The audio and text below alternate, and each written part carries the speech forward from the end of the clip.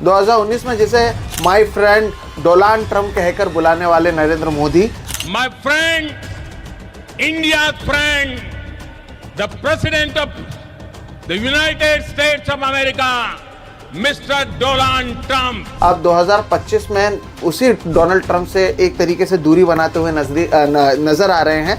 और जिस चाइना को वो लाल आंख दिखाने की बात करते थे, अब उसी चाइना में वो 31 अगस्त को जाने वाले हैं। मोदी जी डोनाल्ड ट्रंप की तारीफ करते रहे हैं कई सालों से, और डोनाल्ड ट्रंप सेकंड टर्म में टैरिफ देते रहे तो अब 50% टैरिफ हो गया है। तारीफ के बदले टैरिफ, ये रूल हो गया। और ऐसा क्या बदल गया कि डोनाल्ड ट्रंप इनके सबसे बड़े दुश्मन हो गए? डोनाल्ड ट्रंप बार बार कह रहे हैं कि मैंने सीज फायर करवाया, इधर वो नाम नहीं लेते, ना वो ना राजनाथ सिंह, और केवल कहते कोई तीसरा शख्स नहीं आया था। लेकिन एक बार इन्होंने ना ट्रंप का नाम लिया, ना खुलकर कहा कि डोनाल्ड ट्रंप ने सीज फायर नहीं करवाया। तो ये कौन सी नीति है और ये क्या रिश्ते हुए हैं कि अगर अमेरिका का भी सबसे बड़ा दुश्मन या सबसे बड़ा कॉम्पिटिटर चाइना है, तो सबसे ज़्यादा टैरिफ हम भर रहे हैं? ऐसा क्या हो रहा है कि डोनाल्ड ट्रंप और नरेंद्र मोदी के बीच में रिश्ते इतने खराब हो गए हैं कि उसका भुगतान हमें करना पड़ रहा है? हमारी विदेश नीति नाम की कोई चीज ही नहीं रही। प्रधानमंत्री दुर्बल है और वो कुर्सी छोड़ने के बाद सीधा जेल जा सकते हैं, इसलिए वो चीन जा रहे हैं। बस मुझे कुर्सी में रखो, मैं देश का जो चाहिए संसाधन आपको दे दूंगा, ये ही हो सकता है। बस इसीलिए वो चीन जा रहे हैं। नरेंद्र मोदी की तरफ से किसी के रिश्ते खराब नहीं हुए हैं, वो तो ट्रम्प दादागिरी कर रहे हैं। नरेंद्र मोदी को अगर कल कहें ट्रम्प की आओ मेरे भाई, आओ मेरे दोस्त, तो यहाँ से चाइना का कैंसिल करके वो अमेरिका चले जाए। यूके के नेता को मिलते हैं और जबरदस्ती उनके हाथ को पकड़ने की कोशिश करते हैं, और वो कहते हैं कि प्रधानमंत्री साहब, I appreciate it but let's not handshake.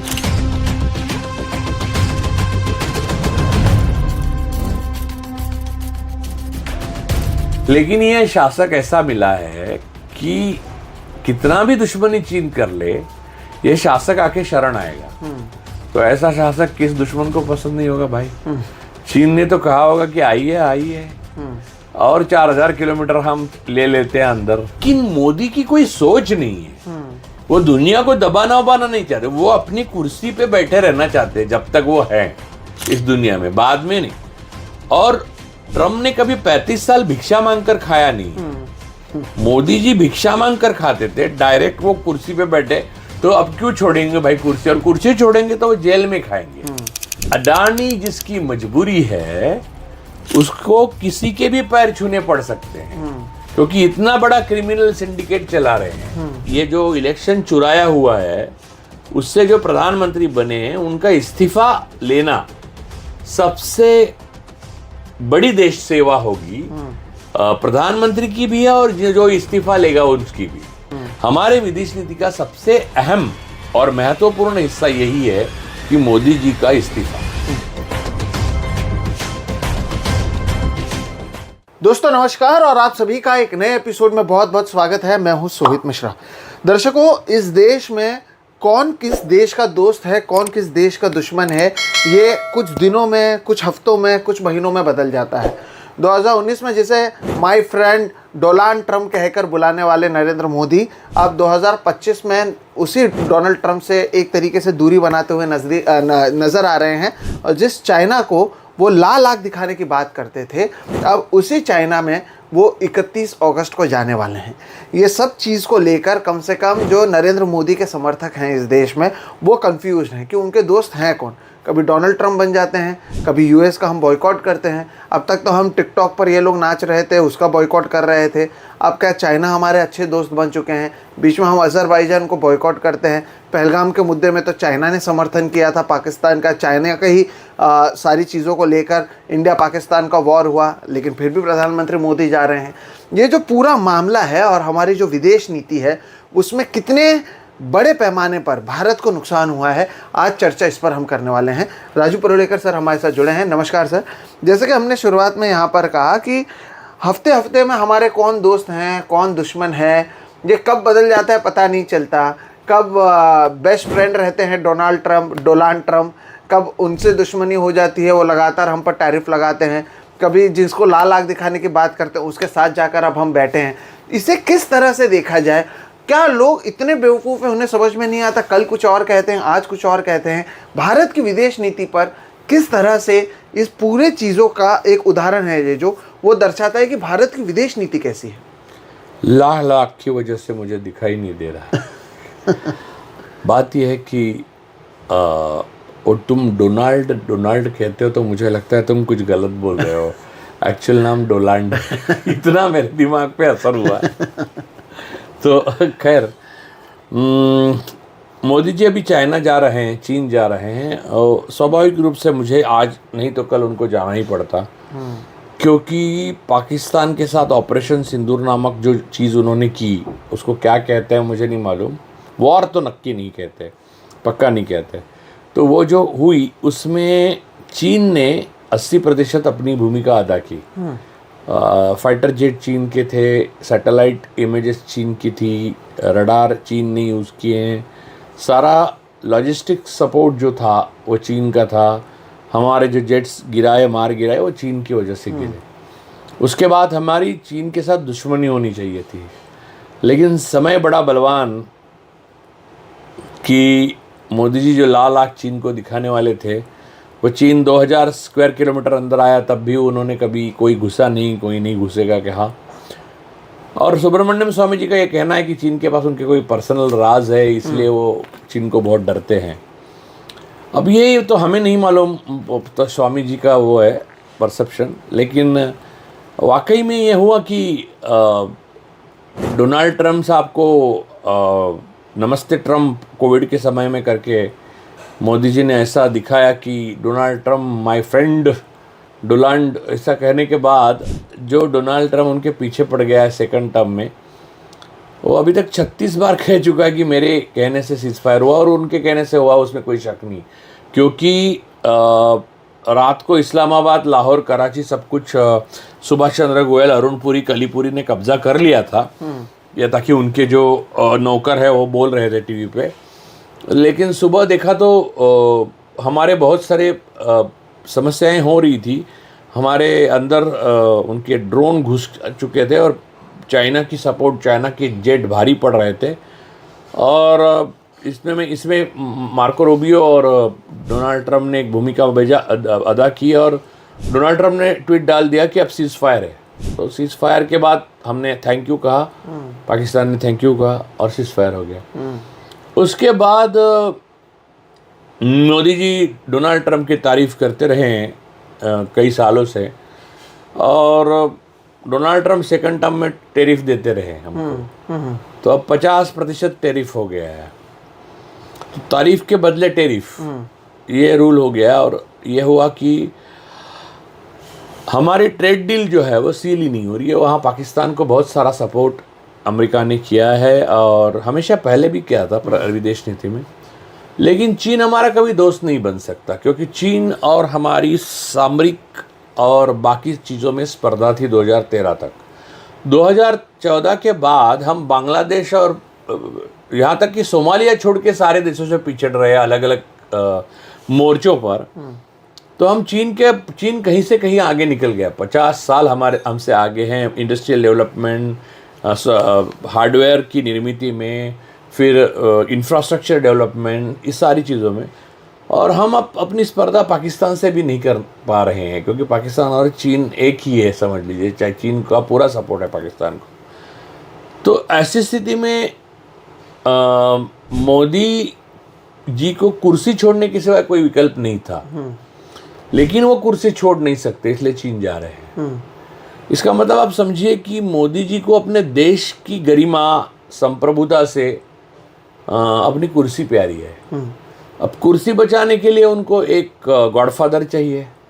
America तो वो रहा नहीं, और इजराइल तो अमेरिका से कहने से जो कहना है वही कहता है। अब ट्रंप ने ये कहा है कि रूस से अब तेल खरीदोगे तो मैं फाइन लगाता रहूँगा। अब रूस से तेल नहीं खरीदो तो क्या करें? ईरान से भी नहीं खरीदो, क्योंकि ईरान दुश्मन है।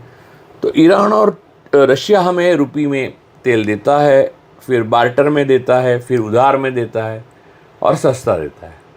ये सब हमको फ़ायदा नहीं होता है, वो रूस से चीन मोदी जी लेते हैं, अंबानी को देते हैं, अंबानी रिफाइन करके यूरोप में बेचता है और मोटा मुनाफा कमाता है उससे ही। तो उसका सारा यानी वो इतने सारे सितारे विदेशी मुल्क के आते हैं, वो कौन से पैसे हैं? वो अपने पैसे हैं।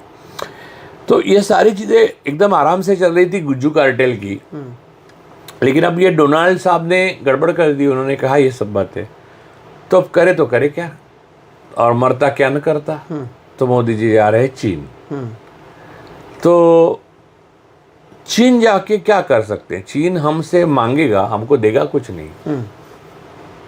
चीन और हमारी साझेदारी सिर्फ गिव की हो सकती है, गिव एंड टेक की कुछ नहीं है। हाँ, हम चाइना से इंपोर्ट बहुत सारी चीज़ें करते हैं, लेकिन चलन तो चाइना को मिलता है। चाइना से हम कुछ सीख नहीं सकते, चाइना हमें नया सिखाएगा नहीं, ना सामरिक पार्टनर हो सकता है क्योंकि वो पाकिस्तान का है ऑलरेडी। तो फिर हम चाइना में, जब मोदी जी मुख्यमंत्री थे गुजरात के, तब बहुत बार चाइना गए थे। तब विदेश मंत्री जो अभी है जयशंकर साहब, वो एम्बेसडर थे चाइना में भारत के। सुब्रमण्यम स्वामी को कोट करो तो वो कहते थे उनकी वो कल्चरल वो थे, विजिट्स करते थे मोदी जी, और उनकी कल्चरल जो जानने की जो भूख है वो जयशंकर जी पूरी करते थे। तो इस बात को लेकर चीन बहुत सजग था और यही वजह है चीन से हम कुछ लाल आँख नहीं दिखा पा रहे हैं। अब तो हम चीन को शरण जा रहे हैं, यानी हमारे प्रधानमंत्री को चीन नहीं जाना चाहिए। चीन ने, अगर आपको पाकिस्तान से दुश्मनी है और आप पाकिस्तान के साथ देने की वजह से तुर्की और अजरबैजान को गुस्सा करते हैं, तो चीन ने तो पूरी वो पाकिस्तान था ही नहीं। पाकिस्तान क्या था? वो तो चीन ही था जिसने आपको ऑपरेशन सिंदूर में नाक रगड़ा। तो प्रधानमंत्री जाके बस शरण आ रहे हैं चीन के, ऐसा मैं कहता हूँ। क्योंकि चीन, देखो, चीन को हमारी दोस्ती की ज़रूरत नहीं है, हमें भी चीन की दोस्ती की ज़रूरत नहीं है अगर प्रधानमंत्री सशक्त हो तो। प्रधानमंत्री दुर्बल है और वो कुर्सी छोड़ने के बाद सीधा जेल जा सकते हैं, इसलिए वो चीन जा रहे हैं। बस मुझे कुर्सी में रखो, मैं देश का जो चाहिए संसाधन आपको दे दूंगा, ये ही हो सकता है। बस इसीलिए वो चीन जा रहे हैं। लेकिन अभी तो हाल ही में हमारे प्रधानमंत्री जो ऑपरेशन सिंदूर पर बातचीत हो रही थी, असेंबली लोकसभा में इस मुद्दे को उठाया जा रहा था, तब तो उनकी ओर से कहा गया कि टॉक्स और टेररिज्म दोनों एक साथ नहीं चल सकता, ऐसी बातें उन्होंने कही। लेकिन जब हम सभी को पता, और ये बात छुपी हुई नहीं है, कि पहलगाम में जो कुछ हुआ उसके बाद पाकिस्तान का चीन ने सबसे पहला समर्थन ना केवल किया, बल्कि जब भारत और पाकिस्तान के बीच में ऑपरेशन सिंदूर और तमाम चीज़ें हुई तब चीन उसके पीछे था। ऐसे में जो प्रधानमंत्री खुद ही कह रहे थे कि टेररिज्म और टॉक्स साथ में नहीं हो सकता, वो खुद अगर टॉक्स के लिए जाएंगे तो फिर आप किस आधार पर जो उनके भक्त हैं वो अजरबैजान और टर्की को बॉयकॉट करें, जब जो सबसे बड़ा प्लेयर है वहाँ पर खुद हमारे प्रधानमंत्री जा रहे हैं। 19 में गए थे, गलवान वैली हुआ, उसके बाद आपने टिकटॉक को बंद कर दिया और आपको लगा कि आपने बड़ा कदम उठा लिया। अब 25 में आपको फिर से जाना पड़ रहा है। ये इसे किस तरह से देखें? ये आपके विदेश नीति, आपके थॉट प्रोसेस, आपके डेवलपमेंट के बारे में, आपके दुनिया भर में जो कई देश है उसके साथ के जो आपके रिश्ते हैं उसके बारे में साफ तौर पर दर्शाता है कि भारत की परिस्थिति क्या है। नहीं, 5 साल तक हमने वीज़ा बैन करके रखा था चाइना के सिटीजन्स के लिए। अडानी को जब स्किल लेबर्स की ज़रूरत पड़ी तो वो खोल दिया। अब चाइना को हम वीज़ा, चाइनीज़ सिटीजन्स को हम वीज़ा देते हैं। तो हमारी विदेश नीति नाम की कोई चीज़ ही नहीं रही। हम अमेरिकन सरकार से दरख्वास्त करते हैं कि आप सीज़फायर करो। अब ना, अगर नहीं करते तो 35 बार अमेरिकन अध्यक्ष ने कहने के बाद एक बार तो प्रधानमंत्री कहते हैं नहीं मैंने नहीं कहा।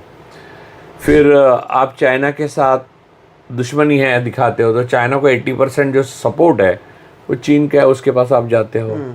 फिर रशिया के पास आप गए थे पहले और फिर जेलेंस्की को जाके भी मिले आप, और आप जेलेंस्की जितना भी साहस नहीं दिखा सके ट्रम्प के सामने। तो ओवरऑल आपकी कोई विदेश नीति तो है ही नहीं। मुझे दिख नहीं रहा है कि कोई विदेश नीति है हमारी। जी, अब दूसरी तरफ आते हैं डोनाल्ड ट्रंप, वही डोनाल्ड ट्रंप जिसके लिए नरेंद्र मोदी ने जो अहमदाबाद का स्टेडियम है जिसे उन्होंने बाद में अपने नाम पर कर लिया, उसे खचाखच भर दिया था, सरदार वल्लभ भाई पटेल स्टेडियम, जिसके बाद में नरेंद्र मोदी स्टेडियम कर दिया, तो उसे खचाखच भर दिया। वहाँ पर जाके उन्होंने आपकी बात सरकार जैसे बात कही। ऐसा क्या बदल गया कि डोनाल्ड ट्रंप इनके सबसे बड़े दुश्मन हो गए? डोनाल्ड ट्रंप बार बार कह रहे हैं कि मैंने सीज फायर करवाया, इधर वो नाम नहीं लेते, ना वो ना राजनाथ सिंह, और केवल कहते हैं कोई तीसरा शख्स नहीं आया था। लेकिन एक बार इन्होंने ना ट्रंप का नाम लिया, ना खुलकर कहा कि डोनाल्ड ट्रंप ने सीज फायर नहीं करवाया। तो ये कौन सी नीति है और ये क्या रिश्ते हुए हैं कि अगर अमेरिका का भी सबसे बड़ा दुश्मन या सबसे बड़ा कॉम्पिटिटर चाइना है, तो सबसे ज़्यादा टैरिफ हम भर रहे हैं? ऐसा क्या हो रहा है कि डोनाल्ड ट्रंप और नरेंद्र मोदी के बीच में रिश्ते इतने खराब हो गए हैं कि उसका भुगतान हमें करना पड़ रहा है? नरेंद्र मोदी की तरफ से किसी के रिश्ते खराब नहीं हुए हैं, वो तो ट्रंप दादागिरी कर रहे हैं। नरेंद्र मोदी को अगर कल कहें ट्रंप की आओ मेरे भाई, आओ मेरे दोस्त, तो यहाँ से चाइना का कैंसिल करके वो अमेरिका चले जाएंगे। एक बार वो गए थे अमेरिका, लेकिन आपने देखा उनको रिसीव करने भी ट्रंप बाहर नहीं है, जो अक्सर हर राष्ट्र के प्रमुख को रिसीव करने के लिए खुद ट्रंप बाहर आते हैं। उन्होंने अपने सेक्रेटरी को भेजा और जिस तरह से बगल में बिठाकर, भीगी बिल्ली की तरह बिठाकर मोदी जी भारत और इस महान संस्कृति की इज्जत उतार दी ट्रंप ने, ये तो ट्रंप की तरफ से दुश्मनी है। मोदी जी की तरफ से उन्होंने एक लफ्ज़ भी नहीं बोला भारत के लिए, ना हमारी जनता के लिए, ना हमारे संस्कृति के लिए, हमारी विरासत के लिए। वैसे वो बोल भी नहीं सकते ट्रंप टेलीप्रॉम्प्टर के बिना, लेकिन जो भी अगर मोदी है तो मुमकिन है तो उस दिन वो बोल ही देते, लेकिन वो भी नहीं हो पाया। तो अब रशिया में पुतिन जो है उनके साथ थोड़ा ठीक करने की कोशिश में लगे हुए हैं, वो भी मिल जाएंगे उनको, वो आ रहे हैं, क्योंकि रशिया और भारत पुराने मित्र है और रशियन लोगों में और भारत के लोगों में एक दूसरे से बहुत स्नेह है और बहुत पुराना है। यानी नेहरू ने वो नींव बनाई है, नेहरू को कितना भी गाली दो, नेहरू की वजह से। तो पुतिन के लिए भारत में कौन शासक है उससे कोई मतलब नहीं, भारत दोस्त है, तो वो पुतिन जी आ जाएंगे। लेकिन चीन के लिए भारत दुश्मन ही है, शासक कौन है उससे कोई मतलब नहीं। लेकिन ये शासक ऐसा मिला है कि कितना भी दुश्मनी चीन कर ले, ये शासक आके शरण आएगा। तो ऐसा शासक किस दुश्मन को पसंद नहीं होगा भाई? चीन ने तो कहा होगा कि आइए आइए, और 4000 किलोमीटर हम ले लेते हैं अंदर। अरुणाचल के 30 गांवों के नाम बदले हैं, हो सकता है कल अयोध्या के बदल दे चीन। मोदी जी कहेंगे नहीं भाई। मोदी जी ने, मुझे याद है 1 महीना पहले विदेशी और स्वदेशी के बारे में एक बड़ा भाषण दिया था। आपको स्वदेशी का यूज़ करना चाहिए। आप स्वदेशी तो वो खुद ग्लासेस नहीं यूज़ करते, घड़ी नहीं यूज़ करते, गाड़ी नहीं यूज़ करते, ड्रेस नहीं यूज़ करते, हर चीज़ जो यूज़ नहीं करते जो देशी है। लेकिन लोगों को कहने में क्या जाता है, संघ के लोगों का यह आदत ही है, लोगों को जो उपदेश करो वो खुद ना करो। जैसे ढोवाल का एक बेटा ब्रिटेन का सिटीज़न, अमेरिका का सिटीज़न है, और ब्रिटेन का सिटीज़न है, और जयशंकर का एक बेटा अमेरिका का सिटीज़न है। तो लेकिन लोगों को स्वदेशी की बात कहेंगे लोग। तो वैसे ही मोदी जी ने कहा था कि स्वदेशी स्वदेशी, और कहा कि हर चीज़ उधर से लाने की क्या ज़रूरत है, उधर से नहीं चीन से। हमारे गणेश जी आते तो भी वो छोटी छोटी आँखों वाले होते। अब ये देखिए, ये बहुत बड़ा अपमान है। हमारे नॉर्थ ईस्ट में जो भाई बहन रहते हैं उनको पहले से ही चिंकी कहते हैं और उपहास से कहते हैं, और ये उनका बड़ा इंसल्ट है। तो वो चीन के लोगों का इन्होंने उपहास किया था, और उनका यानी ये एक वर्णद्वेषी ही विधान है। यानी उन्होंने छोटे छोटे आंखों वाले रेसिज्म था। तो ये बात कहने के बाद 1 महीने में ये आदमी चीन जा रहा है। तो ये विदेश नीति का हिस्सा नहीं है, बल्कि मोदी का अपने आप को बचाने के लिए जो फड़फड़ाहट है उसका एक हिस्सा है। मोदी जी को अपने आप को, और हो सके तो अपने कार्टेल को, और सबसे अहम यानी जो जिसका पार्टनर चीनी है वो अडानी को बचाने के लिए ये जाना बहुत ज़रूरी है। आपको शरण जिनको आना है उनके यहाँ जाकर गिड़गिड़ाना भी तो पड़ता है। तो यही हाल है। लेकिन सर, वरना चीन से हमें ना तेल मिलने वाला है, चीन से हमें कोई हार्डवेयर की टेक्नोलॉजी, हम अब चीन ने बंद ही कर दिया, हमें टेक्नोलॉजी किसी भी चीज़ की ट्रांसफ़र नहीं करेगा चीन की तरफ से चीन ने हमसे पूरी दुश्मनी ले ली। चीन को कुछ फर्क नहीं पड़ता, आप करना है वो करो। उन्हें तो यूएस से भी फर्क नहीं पड़ता। वो तो अलग बात है, वो यूएस देख लेगा। हमें अपना देखना है, तो हमारे प्रधानमंत्री को ये करना चाहिए कि ऐसी हालात पैदा करने चाहिए कि शी जिनपिंग दौड़ दौड़ यहाँ आए। लेकिन ये वो प्रधानमंत्री नहीं है। एक तो एक लीगल प्रधानमंत्री नहीं, हम इलीगल प्रधानमंत्री, अनकॉन्स्टिट्यूशनल प्रधानमंत्री है वो, क्योंकि चुन के ही नहीं आए हैं। और दूसरा ये है कि वो नेता हैं जो नेता ही नहीं है। यानी इनकी सारी सामर्थ्य की कल्पना जो है वो देश के दुर्बल लोगों को दबाने में यहाँ की एजेंसीज लगाकर सब कुछ समाया हुआ है। बाकी इनसे पावरफुल जो है उसके सामने ये सीधा लेट जाते हैं। लेकिन ये आरएसएस का कल्चर ही है और पहले से रहा है, चाहे वो ब्रिटिश हो, चाहे वो चीन हो, चाहे वो अमेरिका हो, चाहे वो गोरा हो। कोई भी गोरा देखो मोदी जी जाके गले पड़ते हैं। अब वो गोरा है कौन ये भी जानते नहीं हैं। और इतने देशों से वो उनके सम्मान ले चुके हैं, वो देशों के नाम अगर पूछो तो भी नहीं बता सकते, क्या फायदा। लेकिन आप पूछे, मैं उसी पर आ रहा था। हमारी विदेश नीति का कोई लेना देना नहीं है इस चीज से। सवाल यही है कि फिर प्रधानमंत्री जो जाकर हर किसी को गले मिलते हैं, या फिर आप देखिए कि इसमें बात क्या है। इसमें सबसे बड़ी बात है कि कैसा परसेप्शन बनाया जाता है। जब G20 होता है कि कैसे पूरा दुनिया भारत में आए, जबकि लोगों को पता था कि हर जगह पे होने वाला है। लेकिन G20 को ब्राजील के पास है वो, लेकिन G20 को लेकर हमने किस तरह से एक माहौल क्रिएट किया। यही अंजना ओम कश्यप और बाकी लोग थे जब नरेंद्र मोदी गए थे डोनाल्ड ट्रंप के यहाँ पर, कि जब मोदी और ट्रंप मिलते हैं तो दुनिया में लोग हिलने लग जाते हैं, आंधी तूफान मचता है, ऐसे बातें उन्होंने कही थी। यही नरेंद्र मोदी तू तड़ाक की बात करते हैं। नहीं, अभी भी ये हो रहा है। अंजना ओम कश्यप गलत नहीं है। मोदी और ट्रंप मिले तो आंधी तूफान होके मोदी थरथराने लगे, क्योंकि 35 बार ट्रंप ने बिना हिले यही कहा कि मैंने सीज़फायर करवाया। मोदी जी ने कुछ नहीं कर सके, तो आंधी तूफान तो हो गया, लेकिन वो हमारे लिए ठीक नहीं हुआ। सही बात है। ये समझिए, हमारी देश की संप्रभुता और गरिमा को पूरी तरह से बर्बाद कर दिया मोदी ने।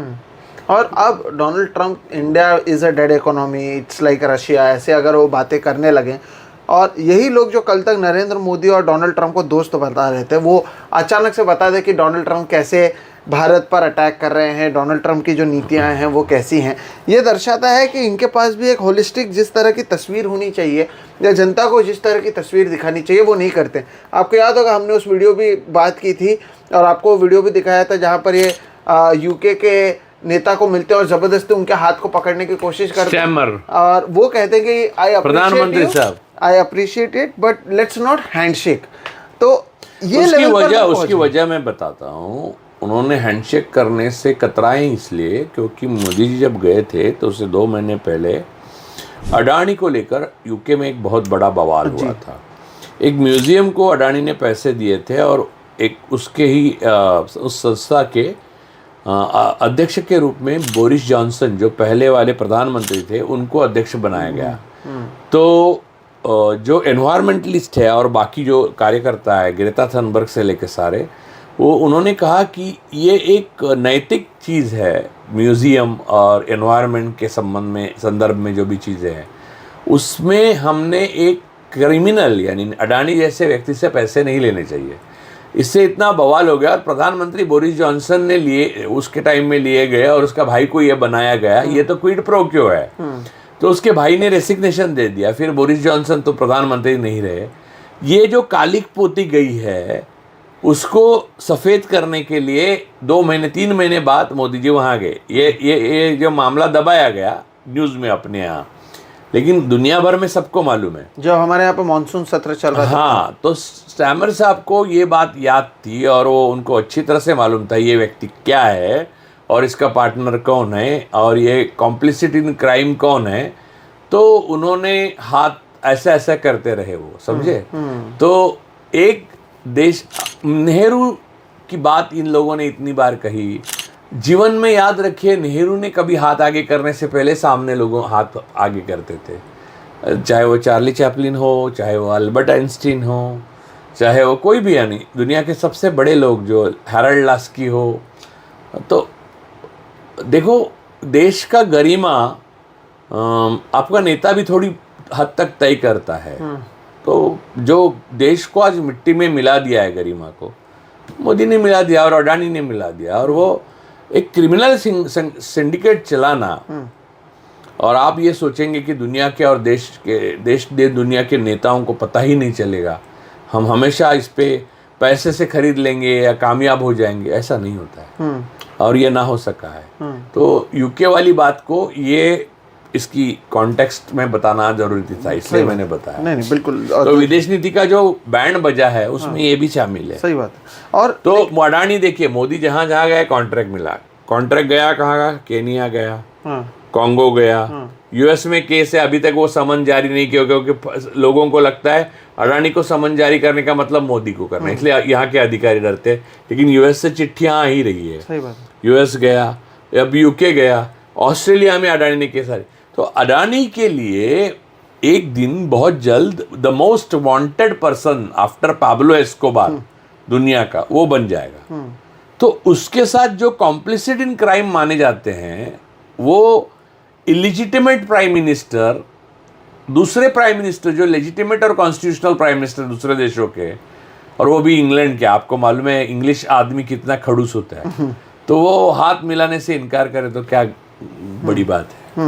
और लेकिन आपने जो कहा कि आप लोगों को पैसे से खरीद लेते हैं या फिर ये सारी चीज़ें जनता दुनिया के लोग समझ रहे हैं, क्या भारत के लोग समझ रहे हैं? हमारे यहाँ पर तो अब भी वो एस जयशंकर का काला चश्मा और उसके अंदर से आँख लेज़र वाली लाइट वाली तस्वीरें दिखाई जाती है, और फिर कल तक जो लोग ट्रंप को मोदी के सबसे बेहतरीन दोस्त बता रहे थे, कल जाकर बताएंगे कि कैसे शी जिनपिंग, पुतिन और मोदी मिलकर ट्रंप को चैलेंज कर रहे हैं या एक अलग से अपनी ताकत दिखा रहे हैं। क्योंकि दिखाने के लिए तो कुछ भी दिखा सकते हैं। ये वही लोग हैं जब अब पहलगाम के ऊपर कई देशों ने मिलकर जब बयान निकाला था जिसमें चाइना भी शामिल था, तो भारत ने उसमें हिस्सा नहीं लिया, भारत ने अपने आप को उससे अलग कर दिया था। ऐसे कई सारे मामले बार बार सामने आए हैं जिसकी वजह से हमारे विदेश नीति पर सवाल उठते रहे हैं। लेकिन क्या है, जनता तक ये बातें पहुँचती हैं, खास तौर पर वो लोग जो टीवी मीडिया को देखते हैं, क्योंकि वहाँ पर तो ऐसा लगता है, क्योंकि आप अगर एक टैक्सी ड्राइवर, एक ऑटो ड्राइवर से पूछा, अरे देखो मोदी जी को कितना मान सम्मान मिलता है, हर कोई उनका दोस्त है, हर कोई उनसे गले मिलता है।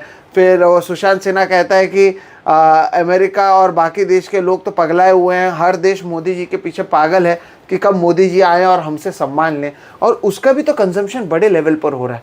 क्या उनको ये विदेश नीति नज़र आ रही है जहाँ पर ऑपरेशन सिंदूर के बाद दुनिया का कोई देश भारत के साथ खड़ा नहीं होता?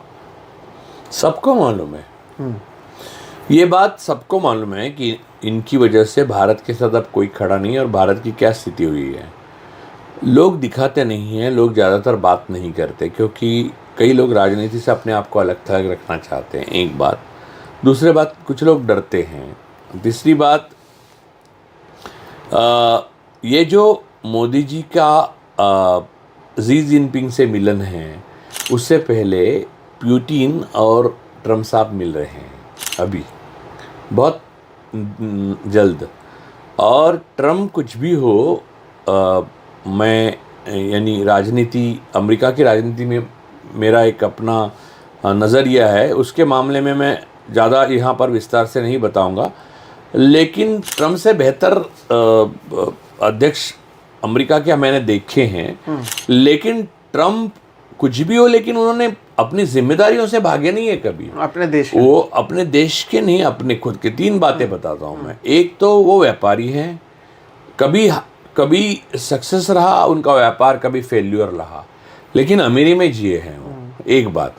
दूसरा, उनके अच्छे खासा फला फुला परिवार है और उसकी जिम्मेदारी भी उन्होंने पूरी तरह से निभाई है, वहाँ से भी वो भागे नहीं हैं। और तीसरी बात ये है कि दुनिया के कहीं से भी कोने से भी कोई भी माइक लेकर अगर आधिकारिक यानी परमिशन से उनको सवाल पूछने आता है, तो प्रेस कॉन्फ्रेंस में 10,000 बार वो जवाब देते हैं। वहां से वो भागते नहीं हैं। तो ट्रंप और मोदी की बराबरी नहीं की जा सकती। आप ये नहीं कह सकते कि ट्रंप और वो, ट्रंप की अलग एक सोच है। वो चाहते हैं कि टैरिफ के माध्यम से पूरी दुनिया को दबाएं। हो सकता है वो सही हो सकता है वो गलत हो, लेकिन मोदी की कोई सोच नहीं है। वो दुनिया को दबाना उबाना नहीं चाहते, वो अपनी कुर्सी पे बैठे रहना चाहते हैं जब तक वो है इस दुनिया में, बाद में नहीं। और ट्रम्प ने कभी 35 साल भिक्षा मांगकर खाया नहीं है। मोदी जी भिक्षा मांगकर खाते थे, डायरेक्ट वो कुर्सी पे बैठे। तो अब क्यों छोड़ेंगे भाई कुर्सी, और कुर्सी छोड़ेंगे तो वो जेल में खाएंगे। जैसे भिक्षा मांगकर खाए वैसे जेल में मांगकर खाना पड़ेगा। तो ये दो के बीच में जो कुर्सी है, वो कुर्सी को बचाने के लिए वो अब किस पुतिन जी, अगर आपको, मुझे आश्चर्य नहीं होगा वो मुनीर को मिलने गए परसों तो सुलह सफाई करने के लिए, या बांग्लादेश गए। वो आपने भक्तों ने मालदीव को कितनी गाली दी थी, मालदीव को मिलने गए ना, और ऊपर पैसा दे के आए। तो ये है कि अडानी जिसकी मजबूरी है उसको किसी के भी पैर छूने पड़ सकते हैं, क्योंकि इतना बड़ा क्रिमिनल सिंडिकेट चला रहे हैं। तो आप समझिए हमारी विदेश नीति भारत की विदेश नीति नहीं है, अडानी का सिंडिकेट है और वो चल रहा है जिसको हम भारत की विदेश नीति मानते हैं। मोदी जी उसको चला रहे हैं on behalf of mister Adani and Gujju cartel.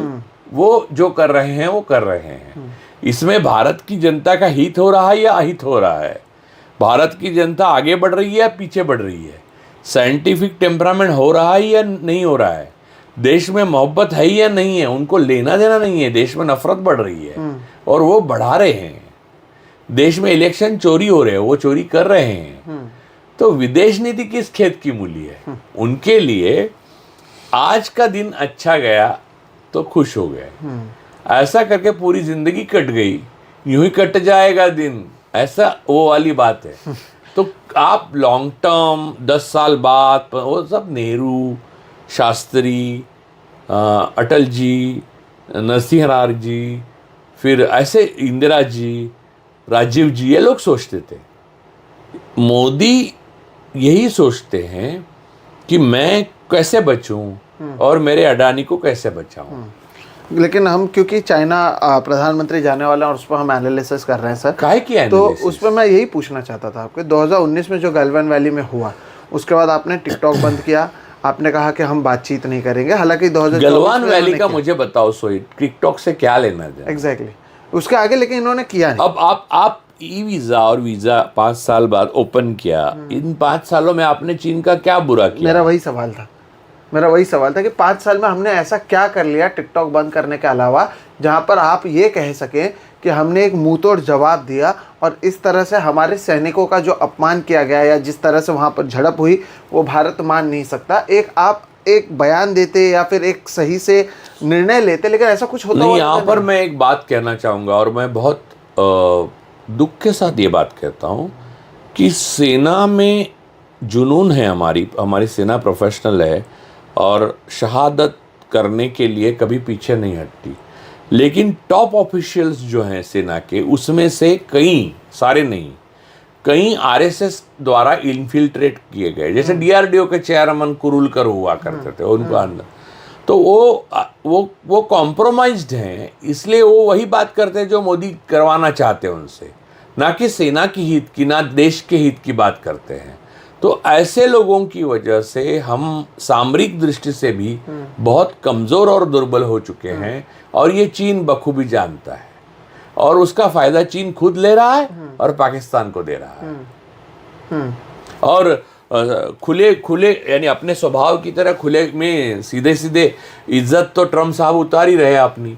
फिर पुतिन साहब को, ढोवाल साहब आपने देखा होगा, ज़ेलेंस्की को जब मोदी जी मिलने गए थे तो अचानक पुतिन साहब को गुस्सा आ गया, तो फिर ढोवाल ये कुर्सी है तो ऐसे बैठे थे इतना आगे और ऐसे, और बीच में एक बुलेट प्रूफ कांच थी। हाँ। और पुतिन के चेहरे पे रेखा भी हिल नहीं रही। पुतिन है बाबा, वो ऐसे करते हैं तो उनकी बॉडीगार्ड्स अपनी वो समझ जाते हैं। तो ऐसे ये समझ, I was happen to be there sir sir sir sir. वो मुझे याद आ गया जब हिंदुस्तान में ब्रिटिशों का राज आ गया तो कूली लोग जैसे समझाते थे ना, अपने ब्रिटिश अधिकारी को, वैसे समझा रहे थे डोवाल। तो हमारी भारत की देखिए, ब्रेजनेव और इंदिरा जी, कोसिजिन और इंदिरा जी, फिर नेहरू जी और क्रुश्चेव, और ये सब बातें करते थे तो उस सब बराबरी की बातें होती थी। दो राष्ट्र के चीफ बात करते थे और दो मेधावी लोग बात करते थे, दो स्टेट्समैन बात करते थे, दो डिप्लोमेट बात करते थे। अब यार क्या है कि जो 35 साल भिक्षा मांग के खाई है, मैं आपके देश से पुराना रिश्ता रखता हूँ, मेरे यहाँ का घोड़ा और आपका यूएन स्वांग एक साथ घूमते थे, कुछ भी यानी कुछ भी, यानी मैं हॉकी का अच्छा खिलाड़ी था लेकिन मेरे को एक टांग टूट गई है, ये वाली बातें करने वाले आदमी। यार मुझे ऐसा लगता है कि पैरेलल फिल्म में हिंदुस्तान में सबसे बड़ी राजा बाबू फिल्म रही है, क्योंकि इतनी भविष्यदर्शी फिल्म मैंने देखी नहीं। अब हर चीज दिखता है, आज क्या बने हैं, कभी एडवोकेट बन जाते हैं, कभी कुछ बन तो फिर यानी बारिश आता है तो रेनकोट पहनता है जैसे आदमी, वैसे वॉर जैसी स्थिति हो जाए तो ये अपने गणवेश में बाहर आते हैं। फिर दिवाली के दिन वो सेना के साथ बिताने का वो एक ड्रामा होता है। फिर मन की बात के लिए आपसे सजेशन पूछते हैं। फिर जिसने जीवन में परीक्षा ही नहीं दी उसको परीक्षा पे चर्चा करता है। चाय कभी बेची नहीं, चाय पे चर्चा की है। और जिनका मन ही नहीं है, मन होता है तो एम्पैथी होती है, मन होता है तो कंपैशन होता है, वो मन की बात कर रहा है। तो भारत को पूरी तरह से एक पैराडॉक्स में फंसा दिया है इन्होंने।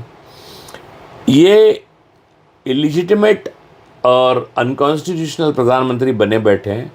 अगर रिज़ाइन नहीं करते हैं तो जनता को उनसे कहना चाहिए कि आपने जितना हमसे लेना था ले लिया, इससे और लगान हम नहीं दे सकते।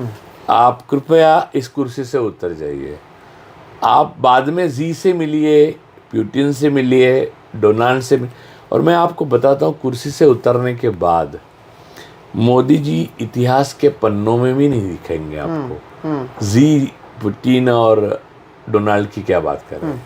जो भी हमने राजू साहब अब तक बातचीत की है, इससे ये तो समझ में आया। मैंने एक बार गया था, मैं आपको बताता हूँ मेरी कहानी। मैं किताब खाना में गया था, फोर्ट। हाँ, बेचारे आदमी का नाम मत लो यार, उसको दुकान चलानी तो कुछ दिनों के लिए।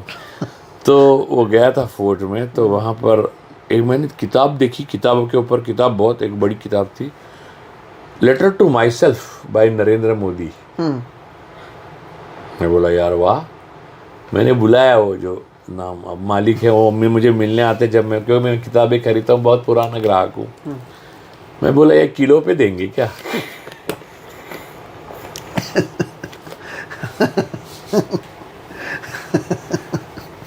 तो अगर मेरे जैसे एक बहुत आम और एक नालायक व्यक्ति के मुंह से अगर ये बात निकलती है तो आप समझिए देश के मुखिया क्या सोचते होंगे इनके बारे में। लेकिन राजू सर, जो भी हमने बातचीत की उसमें अब तक दर्शकों को ये तो बताया कि कैसे ये प्रधानमंत्री मोदी अपने गिने चुने दोस्तों के लिए जा रहे हैं, लेकिन आगे जाकर इसका प्रभाव तो हमारे देश पर, आप पर, मुझ पर, हमारे विदेश नीतियों का प्रभाव तो पड़ेगा। अभी हमने ये देख लिया था जब इंडिया पाकिस्तान के बीच में मतभेद हुए, जब कोई देश आपके साथ खड़ा नहीं होता है और उसके बाद डोनाल्ड ट्रंप आप पर टैरिफ लगाते हैं, कोई कुछ कहता नहीं है और आपको घूम फिर कर अब चीन के पास जाना पड़ रहा है। यानी एक समय में जो आप कितने भी आप चाहे भाषण में कह लें आप उभरती हुई इकोनॉमी है, आप शक्तिशाली बन रहे हैं, ये सारे उदाहरण काफ़ी हैं ये दर्शाने के लिए कि हम किस स्टेज पर खड़े हैं इस दुनिया की अगर बात करें तो। ऐसे में इसका लॉन्ग टर्म इम्पैक्ट तो हम सभी पर पड़ेगा ना, आप पर, मुझ पर, आने वाली पीढ़ियों पर तो इसका इम्पैक्ट पड़ेगा। एक तो आपने एक गलत चीज़ कही सर, पहली बार फर्स्ट टाइम अपने पूरे, मैं जब से मैं आपको पहचानता हूँ तब से आज तक एक बात आपने गलत कही। एक पाकिस्तान के साथ हमारे मतभेद हुए, मतभेद उनमें होते जिनके मत होते हैं। हमारा एक प्रॉब्लम ये था कि बहुत अलग अलग मोर्चों पर बहुत समस्याएं हो रही थी और अचानक एक दिन पहलगाम में टेररिस्ट अटैक हुआ। वो टेररिस्ट आज तक नहीं मिले और वो उनसे हम कुछ उगल नहीं पाए, तो मतभेद हुए कैसे पता चला आपको? तो ये मतभेद थे या क्या था वो तो मालूम नहीं। जैसे पुलवामा में हमारे सैनिकों को मार गया, 300 किलो RDX आया कहाँ से ये पता नहीं चला। तो पाकिस्तान से हमारे मतभेद किस बात पे है यही हमें नहीं मालूम। तो मतभेद हुए ये कैसे माने पहले। दूसरी बात ये है कि वो जो सिंदूर वाली बात हुई, उसका नाम सिंदूर भी गलत है। जया बच्चन मैडम ने सही कहा कि जिसमें औरतों के सिंदूर उजड़े उसको ऑपरेशन सिंदूर कैसे नाम देते आप, गलत है। लेकिन जो भी उसने नाम दिया हो, इनको नाटक यानी ड्रामा, ये बचपन से सिनेमा के शौकीन रहे हैं। लेकिन मुझे लगता है कि उनके यहाँ बी ग्रेड की, वड़ानगर में बी ग्रेड की फिल्में आती रही, तो वहीं उसी के डायलॉग उनको पसंद है। ए ग्रेड फिल्मों के डायलॉग थोड़े ज़्यादा अच्छे रहते थे। ठीक है, कोई बात नहीं।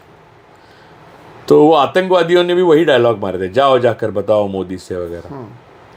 तो ये सारी बातें होने के बाद हमारी जो पाकिस्तान के साथ मुठभेड़ हुई सेनाओं में, उसमें भी हम एग्जैक्टली क्या कर सके ये किसी को नहीं मालूम। हमारे प्लेन गिरे इसकी पुष्टि कई जगह से मिली, लेकिन उसके पायलट का क्या हुआ ये अभी तक हमें नहीं मालूम। उनके घर वालों को कैसे पता चला होगा। और पहलगाम में जो 26 लोग मरे वो बेचारे आम इंसान थे, डोंबिवली के थे, मोदी भक्त भी थे कई। उनको मालूम ही नहीं हमारे आदमी को, हमारे शौहर को, हमारे बाप को, हमारे बेटे को किसने मारा। ये मोदी जी ने कभी उनको बता नहीं सके, क्योंकि ऐसी कोई मुठभेड़ के, देखिए एक दिन आए अमित शाह और बोले कि 100 लोगों को हमने पाकिस्तान में घुस के मारा। जैसे एयर चीफ मार्शल में 6 प्लेन गिराए और 60 भी गिरा। देखो कल्पना में गिराने हैं तो 600 भी क्यों नहीं गिराए। मैं क्या बात बोलता हूँ, अब 600 में बोलने में क्या प्रॉब्लम थी। 600 गिराए यार, 6 बोल रहे हो 600 बोलो। क्योंकि अमित शाह वैसे भी बोले कि अंदर जाके हमने 100 लोगों को मारा। अरे मैं हमेशा मानता हूं कि 100 लोगों को क्यों मारा, 4 लोगों को पकड़ना था आपको जो आतंकवादी थे, जिनकी चित्र आपने जारी किया और बाद में कहा ये चित्र उनके नहीं है।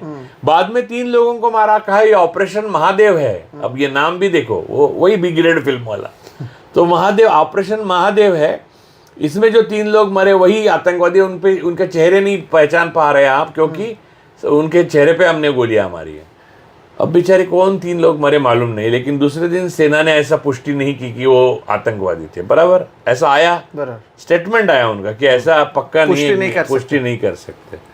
तो कुल मिला के हमारे पाकिस्तान के साथ मतभेद क्या है और हो क्या रहा है, इसके बारे में, इस जटिल सवाल के बारे में सुलझी हुई जवाब मुझे कोई दे तो मैं ढूंढ रहा हूँ। ऐसा कुछ है ही नहीं मेरे पास। अब कभी ये बिरयानी खाने जाते हैं, कभी ये पाकिस्तान के साथ, और देखिए पाकिस्तान और हमारे व्यापार में पूरी तरह से बंद है ऐसा नहीं है। सबसे बड़ा उदाहरण मैं बोलूँ, आने वाले सितंबर 14 को शायद जी मिडिल ईस्ट में, शारजा में शायद भारत और पाकिस्तान की मैच होगी। और आईसीसी के अध्यक्ष अमित शाह के बेटे जय शाह है। तो जय शाह को कोई पूछेगा नहीं कि तुम्हारे पापा ने 100 लोग क्यों मारे। हाँ, हम लोग मैच खेल रहे हैं और आप लोगों ने 100 लोग मारे हमारे यहाँ, ये पूछेगा नहीं। तो हमारे जो पहलगाम में 25-26 लोग मरे और उसके बाद कुछ जवान मरे, उसके बाद सीमा के नज़दीकी जो कश्मीर में जो गांव हैं वहाँ पर लोग गोलीबारी में लोग मरे, पाकिस्तान की तरफ से जो गोलीबारी हुई, वो लोगों की शहादत जो है हमारे देश के लिए खून बहाया उन्होंने, वो सेलिब्रेट करेंगे जय शाह भारत पाक मैच में। और इन सब के पीछे चाइना ही था। हाँ, इन सब के पीछे चाइना था। वो सेलिब्रेट मोदी जी जाके चीन में जी जिनपिंग के साथ झूला झूलेंगे।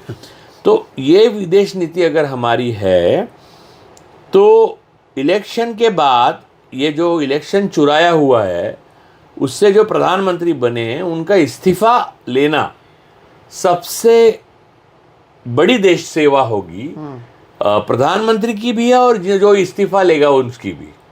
तो अब इस्तीफा जनता ही लेगी मुझे लगता है, क्योंकि हमारी सारी संस्थाएं बाकी खोखली हो गई।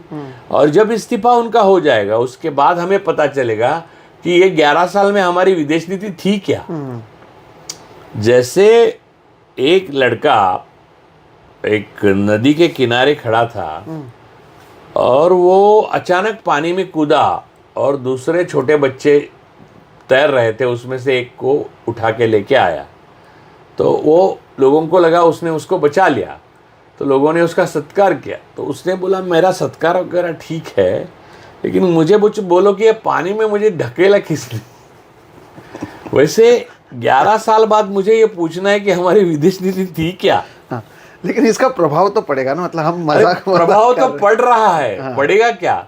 50% टैरिफ हिंदुस्तान को पहली बार अमेरिका ने लगाए हैं, पहली बात। दूसरी बात, हमारे लड़कों को, लड़कियों को और हमारे नागरिकों को हैंडकफ करके भेजा ट्रंप ने यूएस से। आयरलैंड में भारतीयों को मारा जा रहा है। आयरलैंड में मारा जा रहा है, न्यूजीलैंड में आंदोलन हो रहा है। आप समझिए, न्यूजीलैंड में आंदोलन हो रहा है। और ये जो हैंडकफ करके पहना भेजा, वो चीन के लोगों को हैंडकफ करके नहीं पहना भेजा। सम्मान है चीन का कुछ, समझिए। दुश्मन है लेकिन सम्मान है, हमारा कोई सम्मान नहीं है। हैंडकफ करके भेजा, मोदी ने बोला कुछ। यहाँ तक कि 2011-12 की बात है, मुझे मालूम है, वो मैडम वानखेड़े जो हमारी राजनेता राज एम्बेसडर थी वहाँ पर यूएस में, उनका सर्च ऑपरेशन हुआ था, तो पूरी एम्बेसी का खाली कर दिया था भारत सरकार ने। ऐसे सरकार होती है। तो वैसा कुछ नहीं हुआ। हाँ, खोबरागढ़, दमयंती खोबरागढ़। तो ये हमारी विदेश नीति। हैंडकफ हो गया, 50% टैरिफ हो गया, उसके ऊपर भी चीज़ होगी। फिर रूस से हमने ऑयल लिया, वो लोगों को तो उतना ही महंगा तेल मिल रहा है, वो ऑयल सीधा अंबानी ले लिया, अपने रिफाइनरी में रिफाइंड किया और बेच दिया यूरोप में और पैसा कमाया। अब जनरल मुनीर पाकिस्तान के कह रहा है कि मैं रिफाइनरी को टारगेट करूंगा अंबानी के। अरे देश के लोगों को क्यों लगे कि ये अपनी रिफाइनरी है, अपने देश की, अपने अंबानी की है? क्योंकि अंबानी खुद को लगता नहीं है कि देश के लोग अपने लोग हैं। वो जब रूस से तेल लेता है तो देश के लोगों का फायदा नहीं होता है, उस पर टैरिफ लग रहा है वो अलग। तो विदेश नीति किस तरह से बैंड बजा हुआ है देखो। हम में आपस में ही फूट पड़ी है और मोनोपोली करने के चक्कर में हम एक ग्रैंड माफिया स्टेट बन चुके हैं। और ये माफिया स्टेट से फिर एक बार लोकतंत्र, मॉडर्न रिपब्लिक होने में हमको थोड़ा टाइम लगेगा। और वो भी मोदी जी के जाने के बाद, यानी कुर्सी से उनका इस्तीफा लेना इसलिए जरूरी है। हमारे विदेश नीति का सबसे अहम और महत्वपूर्ण हिस्सा यही है कि मोदी जी का इस्तीफा। मेरा आखिरी सवाल, जब प्रधानमंत्री मोदी चीन जाएंगे, आपको लगता है, क्योंकि हमने इतनी सारी चीज़ों पर बात की है, उससे या तो हमारे बॉर्डर्स पर जो एक टेंशन्स है, या फिर चीन के लोग जो भारत के अंदर घुस गए हैं, हालांकि ये पूछने पर अभी आपको बताना पड़ता है कि आप कितने भारतीय, सच्चे भारतीय हैं या नहीं। 31 अरुणाचल प्रदेश के गांवों के नाम बदले गए हैं, वहां पर नए गांव चीन ने बसा लिए हैं और ये उसके सैटेलाइट फोटोग्राफ्स है। और बीजेपी के सांसद ने ये बातें लोकसभा में कही हैं, लेकिन जब राहुल गांधी ने यह मुद्दा उठाया था तो उनके भारतीयता, सच्चे भारतीय होने पर सवाल उठाया गया। बहरहाल मेरा सवाल यह है कि क्या इस विदेश नीति के बाद, या अब जब वो जाएंगे, क्या उसके बाद तो कम से कम हम ये माने कि प्रधानमंत्री वहाँ पर जाकर कहेंगे कि आप भारत के अंदर जो आए हैं वहाँ से चले जाइए, जो बॉर्डर्स पर इम्पैक्ट हो रहे हैं वो कम होंगे, जो बॉर्डर पर हमारे टेंशन है, नंबर 2। नंबर 3, इससे हमारे देश को कोई तो फ़ायदा होगा, देश को, किसी एक शख्स को नहीं। क्या ऐसी चीज़ों का एक्सपेक्टेशंस रखना सही होगा, गलत होगा, या फिर इस पूरे चीज़ के बारे में सिर्फ वही तस्वीरें आएंगी और फिर मीडिया में जो उसे लेकर जो वाहवाही करनी है उसके आगे इसमें कुछ नहीं देखता? सेकंड वन दूसरी वाली चीज़ होगी। हाँ।